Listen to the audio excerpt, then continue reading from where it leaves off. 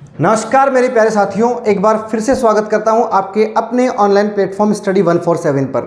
दोस्तों, केमिस्ट्री के ऐसे टॉपिक्स लेकर के आया हूं जो सभी एग्जाम्स में पूछे जा रहे हैं। सीरीज का ही नाम है साइंस फॉर ऑल एग्जाम्स, यानी कि कोई स्पेशल एग्जाम को लेकर के नहीं बनाई गई है क्लासेस, सभी एग्जाम्स को लेकर के बनाई गई है। तो दोस्तों, क्लास स्टार्ट करने से पहले छोटी सी रिक्वेस्ट है, अगर आप हमारे चैनल पर नए आए हो तो प्लीज़ सब्सक्राइब कीजिए, वीडियो को शेयर कीजिए और लाइक कीजिए। बात करते हैं सीधे अपने टॉपिक की। टॉपिक का नाम है पीरियोडिक टेबल ट्रेंड्स, यानी कि आवर्तीता। आधुनिक आवर्त सारणी में 7 तो पीरियड्स होते हैं और 18 ग्रुप्स होते हैं। उनमें लेफ्ट टू राइट जाने पर कैरेक्टर्स किस प्रकार चेंज होंगे, अप टू डाउन जाने पर कैरेक्टर्स किस प्रकार से चेंज होंगे, इनकी बात अपन इस क्लास के अंदर करेंगे। दोस्तों, सबसे पहले बात करते हैं एटॉमिक साइज यानी कि एटॉमिक रेडियस की, जिसको बोलते हैं परमाणु त्रिज्या। अब परमाणु त्रिज्या का मतलब क्या होता है? दोस्तों, परमाणु को छोड़ो, त्रिज्या की बात करते हैं, केवल त्रिज्या की। एटॉमिक रेडियस का मतलब है त्रिज्या। त्रिज्या का मतलब एक नाभिक है जिसमें केंद्र से लेकर के परिधि के बीच की दूरी को अपन क्या बोलते हैं दोस्तों? इसको बोलते हैं अपन रेडियस यानी कि त्रिज्या। अब ये बताओ दोस्तों, एटॉमिक रेडियस का मतलब क्या हुआ? एटॉमिक रेडियस यानी कि परमाणु त्रिज्या किसी परमाणु में नाभिक से लेकर सबसे बाहरी कोश के बीच की दूरी, उसको अपन क्या कहेंगे? परमाणु त्रिज्या। डेफिनेशन आप चाहो तो दोस्तों लिख सकते हो, किसी परमाणु के नाभिक से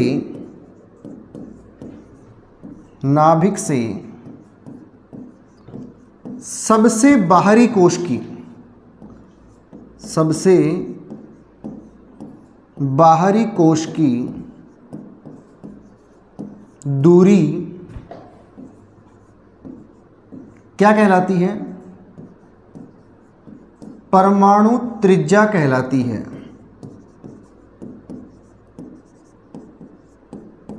the distance between the nucleus and outermost shell is called atomic radius. अब दोस्तों, एटॉमिक रेडियस की सिंपल सी कहानी आपको समझ में आ गई। किसे बोलते हैं कि परमाणु का ये नाभिक है और जितने भी कक्षाएं हैं, 1 2 3 जितनी भी हैं, सबसे बाहरी कक्षा के बीच की दूरी को अपन क्या बोलेंगे? इसकी एटॉमिक रेडियस बोलेंगे। दोस्तों, लेफ्ट टू राइट जाओगे तो क्या होगा, अप टू डाउन जाओगे तो क्या होगा, इसकी बात करते हैं। आपको ये पता है 7 तो होते हैं इसके अंदर क्या? पीरियड्स होते हैं, और 18 क्या होते हैं? ग्रुप्स होते हैं। अब अपन बात करते हैं पहले 1 बाय 1 की। 7 पीरियड्स में लेफ्ट टू राइट जाओगे तो क्या होगा? ग्रुप्स में अप टू डाउन जाओगे तो साइज किस प्रकार से चेंज होगी? दोस्तों, किसी भी पीरियड में लेफ्ट टू राइट जाओगे ना तो एटॉमिक साइज हमेशा क्या होगी? डिक्रीज होगी। ऐसे कह सकते हो आप, लेफ्ट टू राइट साइज क्या हो जाएगी? डिक्रीज। और अगर अप टू डाउन जाओगे तो साइज क्या होगी दोस्तों? इंक्रीज हो जाएगी। ये ट्रेंड्स है एटॉमिक साइज का। अब ये रीजन क्या है इसका कि ये साइज क्यों चेंज हो रही है, क्यों बढ़ रही है, क्यों कम हो रही है, उसकी बात करते हैं। दोस्तों, मैं किसी पीरियड का एग्जांपल लेता हूं। मान लो मैंने एग्जांपल लिया सेकंड पीरियड का, बिकॉज फर्स्ट का एग्जांपल इसलिए नहीं ले रहा क्योंकि फर्स्ट पीरियड में केवल 2 ही एलिमेंट्स है, हाइड्रोजन और हीलियम। तो कहानी समझ में नहीं आएगी। बेहतर समझने के लिए आपको ज़्यादा बड़ा एग्जाम्पल चाहिए, और बड़ा एग्जाम्पल मैं ले रहा हूँ सेकंड पीरियड, जिसको बोलते हैं lithium first element, beryllium second element, then boron, then carbon, nitrogen, so that आगे चलता जाएगा। लिथियम का दोस्तों एटॉमिक नंबर होता है अपने पास कितना? 3। बेरिलियम का एटॉमिक नंबर होता है 4, बोरोन का होता है 5, कार्बन का होता है 6। इसके पास इलेक्ट्रॉन्स कैसे डिस्ट्रीब्यूट होते हैं? पहले कोश में 2 भरते हैं, दूसरे में 1। ये रूल पता है ना, 2 8 8 18 18 32 वाला।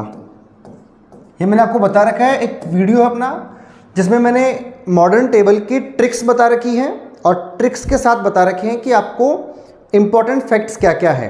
तो वो वीडियो आप देख करके ये चीज़ें समझ सकते हो। इसके अंदर पहली कक्षा में 2 भरेंगे, दूसरे में 2 भरेंगे, पहली कक्षा में 2 भरेंगे, दूसरे में 3 भरेंगे, पहली में 2 भरेंगे, दूसरे में 4 भरेंगे। अब इसका अगर मैं एक प्रकार से स्ट्रक्चर बनाऊं एटम का, तो मेरे प्यारे साथियों इसका स्ट्रक्चर कुछ इस प्रकार से बनेगा। ये न्यूक्लियस है, ये पहली शेल है और ये दूसरी शेल है। यहाँ से यहाँ तक के डिस्टेंस जो है ना, इसको अपन क्या बोल रहे हैं, इसकी रेडियस बोल रहे हैं।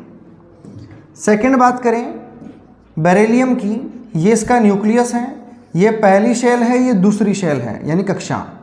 2 इलेक्ट्रॉन है, यहाँ से यहाँ तक के डिस्टेंस को अपन क्या बोलेंगे, इसकी रेडियस। ऐसे ही अपन बात करें आगे बोरॉन की, न्यूक्लियस, पहली शेल, दूसरी शेल, 1 2 3 इलेक्ट्रॉन्स। ऐसे ही कार्बन की बात करेंगे, न्यूक्लियस, पहली शेल, दूसरी शेल, 1 2 3 4 इलेक्ट्रॉन्स।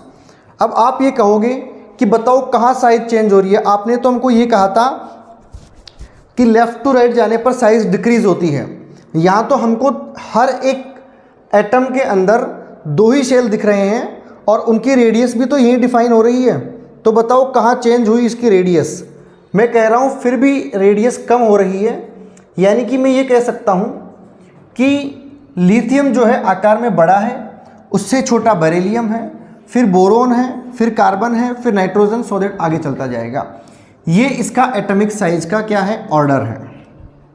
ठीक है, अब ये ऑर्डर क्यों है, इसका रीज़न क्या है। जनरली एक इफेक्ट होता है जिसको बोलते हैं अपन जेड इफेक्ट, यानी कि इफेक्टिव न्यूक्लियर चार्ज, यानी कि प्रभावी नाभिकीय आवेश।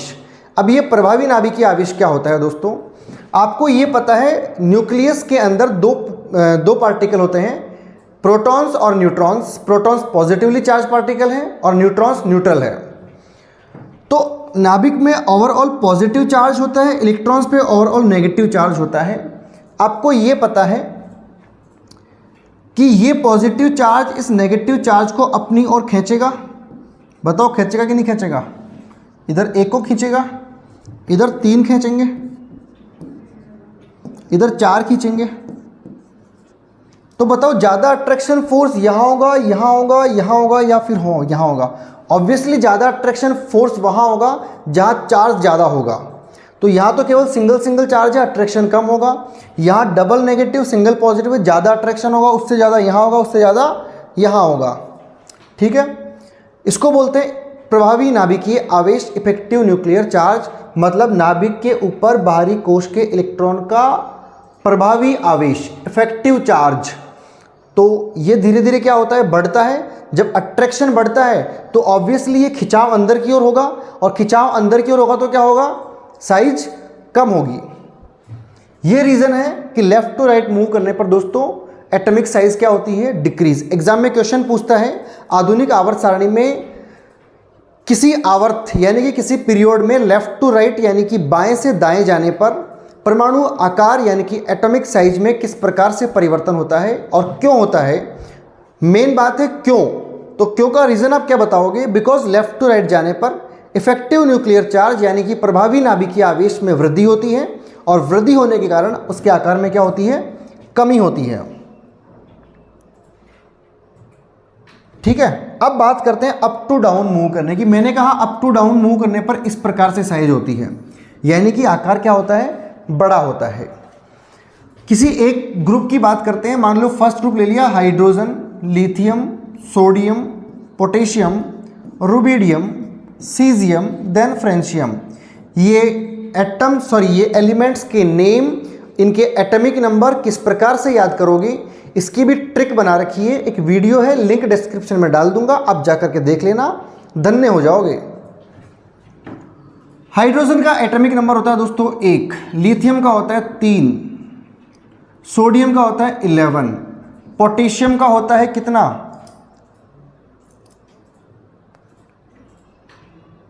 पोटेशियम का कितना होता है, जोड़ लो ना, 2, 8, 8, 18, 18, 32। तो इसमें 2 जोड़ो 3 आ जाएगा, इसमें 8 जोड़ो 11 आ जाएगा, इसमें 8 जोड़ो तो इसका एटॉमिक नंबर आ जाएगा। 11 और 8 कितना होता है, 18, 19। फिर इसमें 18 जोड़ लो, किसके अंदर, 19 के अंदर, 37 आ जाएगा। फिर इसके अंदर 32 जोड़ लो, 69 आ जाएगा। फिर इसके अंदर 32 जोड़ लो, सॉरी यहाँ 18 आएगा, फिर से 2 बार 18 था ना, तो कितना हो जाएगा 55। फिर इसमें जोड़ लो 32, तो कितना बन जाएगा 87, ये इनका एटॉमिक नंबर हो गया। अब इनका अगर अपन स्ट्रक्चर बनाए इनके एटम्स का, तो मेरे प्यारे साथियों कुछ स्ट्रक्चर इसके अंदर, एक ही न्यूक्लियस, एक ही इलेक्ट्रॉन, एक ही शेल। लिथियम के अंदर 2 और 1 भरे जाएंगे, तो पहली शेल में 2 ही भरते हैं, दूसरी शेल में 1 चला जाएगा। सोडियम के अंदर दोस्तों 2 और 8 और 1 भरे जाएंगे, तो पहली शेल में 2, दूसरी में 8 और तीसरी में, पहली में 2, ये 2 ही है, दूसरी में 8 और तीसरी में कितना, 1। सोडियम में, सॉरी पोटेशियम में 2, 8, 8 और 1, तो पहली शेल में 2, फिर 8, फिर 8, फिर 1। क्या बात समझ में आई? अप टू डाउन जाने पर हर एक ग्रुप में, जब भी एक पीरियड से नेक्स्ट पीरियड में अप टू डाउन जाएंगे अपन, तो क्या होगा दोस्तों, एटॉमिक साइज होगी इंक्रीज। कोई पूछे क्यों होगी, तो क्या बताओगे कि अप टू डाउन जाने पर हर एक पीरियड में एक नया सेल ऐड हो जाता है, और नया सेल ऐड होने से क्या होती है, इसकी साइज इंक्रीज होती है। ऑब्वियसली ये दूरी कम होगी, ये दूरी ज़्यादा होगी, ये दूरी उससे भी ज़्यादा होगी। ठीक है, तो आप 2 बातें लिख सकते हो, किसी भी आवर्त में नॉट डाल के लिखना भैया। किसी भी आवर्त में बाएं से दाएं जाने पर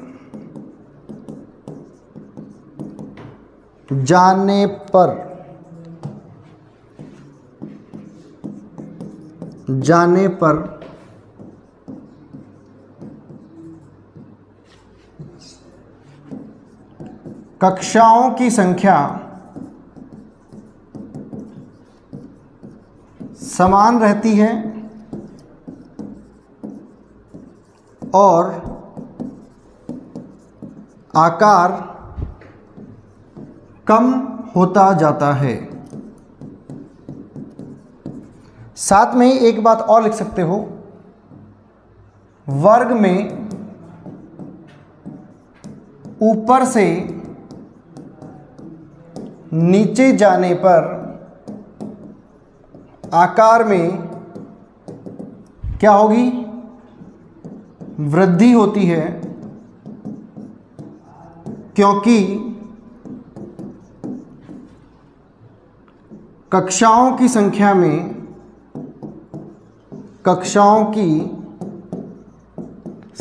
में क्या होती है, वृद्धि होती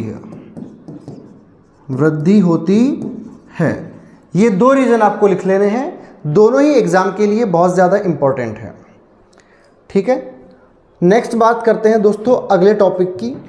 अब जब आपने एटॉमिक साइज पढ़ ली दोस्तों, तो एक चीज़ और पढ़ो, एटम जो है ना उनसे बनते हैं आयन। अगर कोई एटम इलेक्ट्रॉन डोनेट कर रहा है तो बनाएगा पॉजिटिव चार्ज, गेन कर रहा है तो बनाएगा नेगेटिव चार्ज। तो एक होती है आयोनिक रेडियस यानी कि आयनिक त्रिज्या। अब आयोनिक रेडियस क्या होती है, किसी भी आयन में, किसी भी किसमें, आयन की जो रेडियस है उसको अपन क्या बोलेंगे, आयोनिक रेडियस बोलेंगे। अब आयन 2 टाइप के होते हैं, पॉजिटिव आयन और नेगेटिव आयन। मेटल्स यानी कि धातुएं इलेक्ट्रॉन डोनेट करती हैं और क्या बनाती है, पॉजिटिव आयन। नॉन मेटल्स जो है वो इलेक्ट्रॉन्स गेन करती है और बनाती है नेगेटिव आयन। तो किसी पॉजिटिव आयन की रेडियस है या फिर किसी नेगेटिव आयन की रेडियस है, उसको बोलेंगे अपन आयोनिक रेडियस।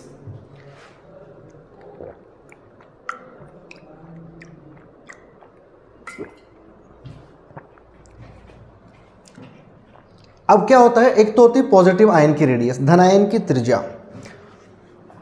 उदासीन परमाणु में धनायन की तुलना में अधिक इलेक्ट्रॉन होंगे, उदासीन परमाणु में धनायन की तुलना में अधिक इलेक्ट्रॉन होंगे, अतः धनायन में अंतर इलेक्ट्रिक प्रतिकर्षण कम होगा, आकार छोटा होता जाएगा, धनायन पर आवेश बढ़ेगा, आकार छोटा होता जाएगा।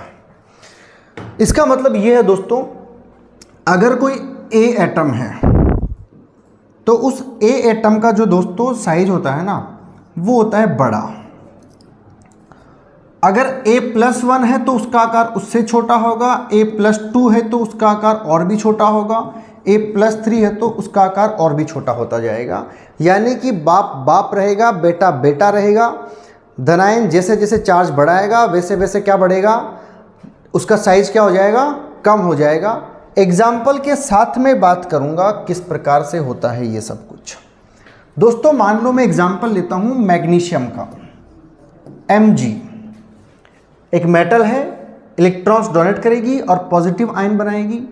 Mg का होता है एटॉमिक नंबर 12।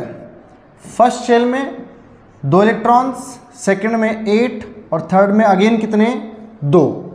अगर इसका मैं स्ट्रक्चर बनाऊं दोस्तों तो Mg जो है ना वो क्या करेगा, Mg क्या करेगा, अपना एक इलेक्ट्रॉन डोनेट करेगा और क्या बनाएगा, Mg+1।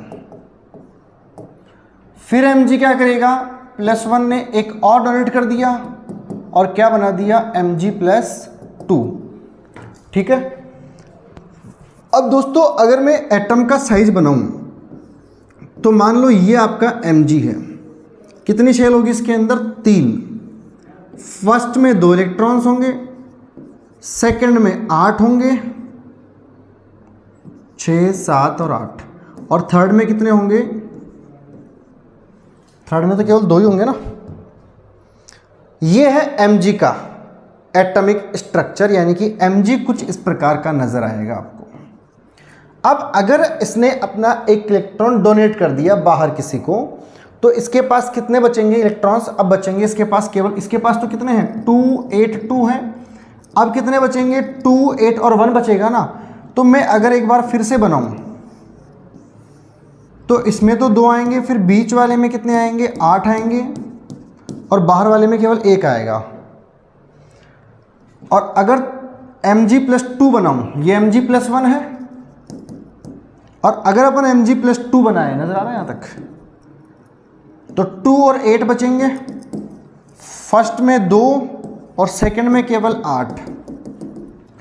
अब एक बार दोस्तों इसको और इसको कंपेयर करते हैं। आपको ये बात तो समझ में आ गई ना कि ये तो वैसे भी साइज कम होगा, 2 ही बची इसके अंदर शेल्स, इसमें 3 शेल है, इसमें भी 3 शेल्स हैं। तो इसका साइज इसके साइज से कम क्यों हुआ, आप ये बताओ दोस्तों। ये जितने पॉजिटिव चार्ज हैं, ये 3 नेगेटिव चार्ज है, ये 2 पॉजिटिव चार्ज है, यानी कि प्लस का 2 है, ये प्लस का 12 है, माइनस का 3 है, तो माइनस का 9 बचा। ये प्लस का 12 है, माइनस का कितना है, 1 है, तो माइनस का 10 बचा। नेगेटिव चार्ज अब भी ज़्यादा है, नेगेटिव चार्ज यहाँ पे कम है। यहाँ पर नेगेटिव चार्ज ज़्यादा है, यानी कि अट्रैक्शन फोर्स ज़्यादा होगा।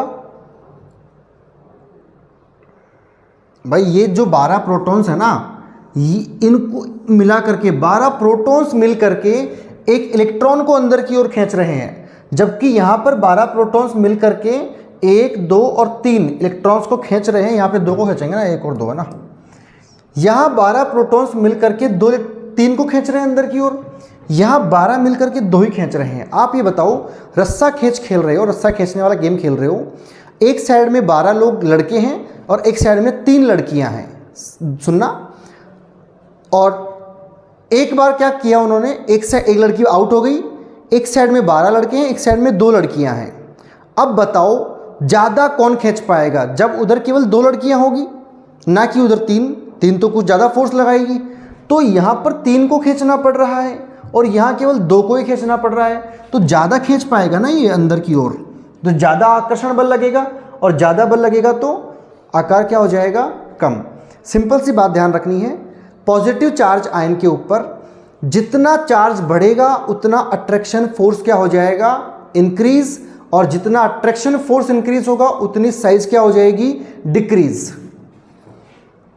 तो आप ये कह सकते हो कि पॉजिटिव, दोस्तों थोड़ा टाइम लग रहा है लेकिन मैं हर एक पॉइंट को समझाने का प्रयास कर रहा हूं, सो दैट आपको टॉपिक टू टॉपिक समझ में आ जाए। तो आपको ये बात ध्यान रखनी है कि पॉजिटिव चार्ज आयन के ऊपर जितना पॉजिटिव चार्ज बढ़ेगा उतना उतना क्या होगा, उसका साइज क्या होता जाएगा, कम होता जाएगा। नेक्स्ट है नेगेटिव आयन के अंदर, इसके अंदर उल्टा होगा। कोई अगर ए आयन एटम है, कोई कौन सा एटम है, ए एटम है, और ए से बन रहा है A-1, फिर बन रहा है A-2, फिर बन रहा है A-3।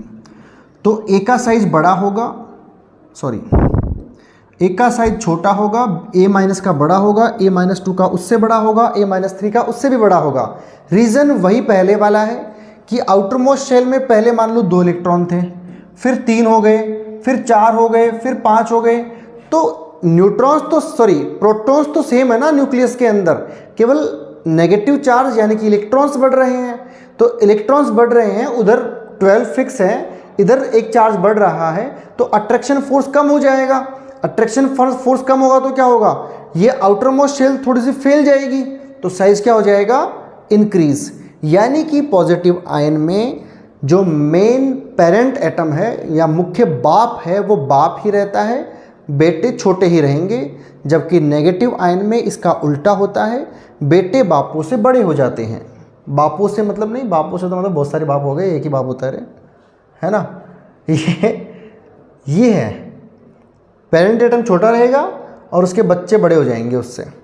ठीक है, ऐसे समझो 2 संतानें हैं, किसी बाप के 2 संतानें हैं। एक संतान पॉजिटिव संतान है। पॉजिटिव संतान किसको बोलते हैं, जो अच्छे रास्ते पे चलती है, जो अच्छा काम करती है। नेगेटिव संतान उसको बोलते हैं जो छोरियों मतलब कि जो बाहर डोलता रहता है, उसको बोलते हैं नेगेटिव संतान। तो पॉजिटिव के लिए बाप क्या कहते हैं, बाप के लिए तो बाप ही रहेगा और बेटा छोटा ही रहेगा। जो नेगेटिव है, जो बाहर डोल रहा है, कांड कर रहा है या जो भी कर्म कर रहा है बाहर उल्टे सीधे, उनके लिए क्या होगा, उसके लिए क्या बोला जाएगा, भाई तू बन जा बाप, तू बन जा मेरे से बड़ो। समझ में आया। मतलब कि नेगेटिव वाला क्या होता है, हमेशा बड़ा होता है अपने पेरेंटल एटम से। Is that clear. यहाँ तक मेरे ख्याल से आपको हर एक बात समझ में आ जाए होगी। लहजा वही है, मेरा आकार बदल रहा है। एक होती है दोस्तों सहसंयोजक त्रिज्या यानी कि कोवेलेंट रेडियस। अब ये कोवेलेंट रेडियस क्या होती है दोस्तों, ये बंदूक कहाँ से आ गई भाई, अरे टाइप वाले भैया थोड़ा सा देखा करो। 2 समनाभिकीय परमाणु एकल बंध से बंधे होते हैं, बंध लिखा है यहाँ पे ना। परमाणु के नाभिक के बीच की दूरी का आधा भाग सहसंयोजक त्रिज्या कहलाता है, यानी कि कोवेलेंट रेडियस कहलाती है।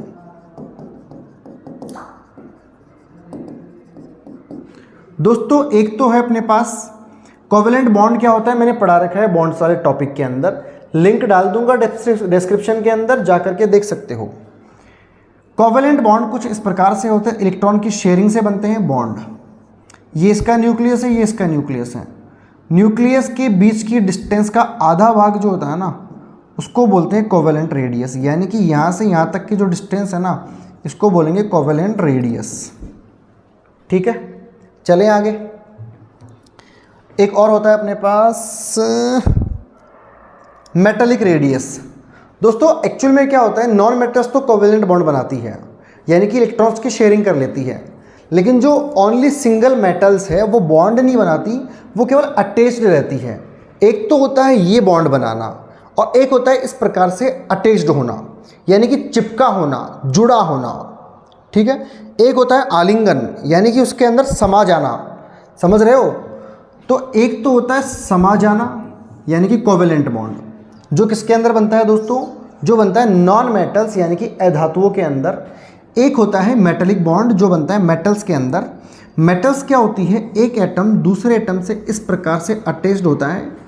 आने वाले समय में एक टॉपिक पढ़ाऊंगा आपको सॉलिड स्टेट, जो क्लास 12th का टॉपिक है, उसके अंदर आप पढ़ोगे इनका स्ट्रक्चर। इस प्रकार से अटैच्ड हो सकती है मेटल्स, या फिर मेटल्स इस प्रकार से भी अटैच्ड हो सकती है, इस प्रकार से। खोपचे को भी कवर कर लेगी, है ना, इस प्रकार से। तो इसके अंदर जो 2 न्यूक्लियस के बीच की डिस्टेंस है ना, उनकी डिस्टेंस का आधा भाग क्या कहलाएगा, आपका मेटालिक रेडियस कहलाएगा। ठीक है, तो बोले साहब फिर तो ऐसे ही बोल दो ना, किसी मेटल के एटम की रेडियस को अपन क्या बोलेंगे, मेटालिक रेडियस। लेकिन दोस्तों होता क्या है, किसी भी एक सिंगल मेटल की रेडियस इजीली निकाल नहीं सकते। क्यों नहीं निकाल सकते, गंजा दिख रहा हूँ क्या, है नहीं बाल वैसे, क्योंकि एटम की साइज बहुत छोटी होती है। सिंगल एटम की रेडियस निकालना इजीली पॉसिबल नहीं है। 2 एटम्स की निकाल करके उसकी सेंटर निकाल लेते हैं, मतलब उसकी न्यूक्लियस की डिस्टेंस का आधा कर लेंगे तो क्या मिल जाएगा आपको, उसका एटॉमिक रेडियस मिल जाएगी। ठीक है, अब बात करते हैं किसकी, एक और रेडियस की, इसको बोलते हैं वान डेर वाल रेडियस। दोस्तों 3 बातें हो गई। नॉन मेटल्स यानी कि अधातुएं हमेशा क्या करती है, हमेशा मतलब मोस्ट ऑफ आलिंगन करती है, गले मिलती है, यानी कि बॉन्ड्स की शेयरिंग करती है, सुख दुख अच्छे से बांट लेती है चिपक करके। मेटल्स केवल अटैच्ड रहती है। और जो नोबल गैसेज या फिर अक्रिय गैसें होती हैं जो 18 ग्रुप के अंदर है, helium, neon, argon, krypton, xenon, radon, वो क्या होती है, अटैच्ड भी नहीं होती है, वो कोवेलेंट बॉन्ड से बॉन्डेड भी नहीं होती है, वो थोड़ी दूरी पर अटैच्ड होती है। ऐसे मिनिमम डिस्टेंस इससे नज़दीक नहीं आ सकती है, ठीक है। तो जो गैसेस जो है ना, नोबल गैसेस, वो कुछ इस प्रकार से रहती है, थोड़ी दूरी बना के रखती है। तो उनके न्यूक्लियस की बीच की डिस्टेंस का आधा भाग क्या कहलाएगा, ये वाली डिस्टेंस, इसकी वान डेर वाल रेडियस कहलाएगी। और आप अब ये बात समझ चुके होंगे कि न्यूक्लियस के बीच की ज़्यादा डिस्टेंस यहाँ पर होगी, यहाँ पर होगी, या फिर यहाँ पर होगी। ये आपकी वो है, ये आपकी फ्रेंड है, और ये आपकी एक्स है। चलें आगे। तो यहाँ पर क्या होगा, डिस्टेंस कम होगी आपके सेंटर्स की, यहाँ पे डिस्टेंस थोड़ी ज़्यादा होगी आपके सेंटर्स की, और यहाँ पे डिस्टेंस और भी ज़्यादा होगी आपके सेंटर्स की। तो सबसे ज़्यादा कौन सी बड़ी रेडियस होती है, सबसे ज़्यादा बड़ी होती है दोस्तों वान डेर वाल रेडियस, उससे कम मेटेलिक रेडियस, और सबसे कम कौन सी, कोवेलेंट रेडियस होती है। ये ऑर्डर आपको अच्छे से ध्यान रख लेना है। अब बात करते हैं एटॉमिक ट्रेंड्स की, सॉरी पीरियोडिसिटी के ट्रेंड्स की। पहला ट्रेंड है अपना इफेक्टिव न्यूक्लियर चार्ज, यानी कि जेड इफेक्ट। अब ये जेड इफेक्ट क्या होता है,